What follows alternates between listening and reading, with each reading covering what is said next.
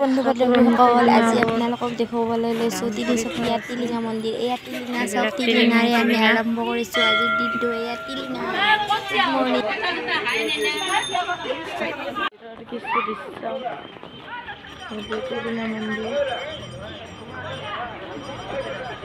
ইয়াত বিভিন্ন ভক্ত আগমন। এতিয়া আমাৰ ৰাতিপুৱা 7:30 বাজিছে। আমি 7:30 বজাতে আহি পালোঁ। তথাপিতো বহুত মানুহ আছিল। ধূপ চাকি জ্বলাই আছে, মানুহ ওলাই আহি আছে মন্দিৰৰ পৰা।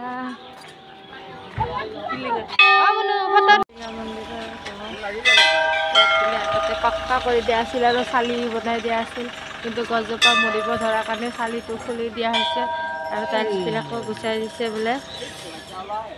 এয়া মন্দিৰ এয়া পুৰণি টিলিঙাবোৰ কেনেকৈ থৈ দিছে। এই বহুত ভিৰ হৈ যায় যে টিলিঙাবিলাক খুলি খুলি থৈ দিয়ে। এইবিলাক টিলিঙাবিলাক টিলিঙা অজস্ৰ টিলিঙা। মন্দিৰ মন্দিৰত আমাৰ ভক্তগণে ৰাসাপুৰ হ'বলৈ মানুহবোৰে ঘূৰি ঘূৰি তাত ধাগা বান্ধি আছে। এই খুঁটাটোত ধাগাবোৰ বান্ধি দিয়া হয়।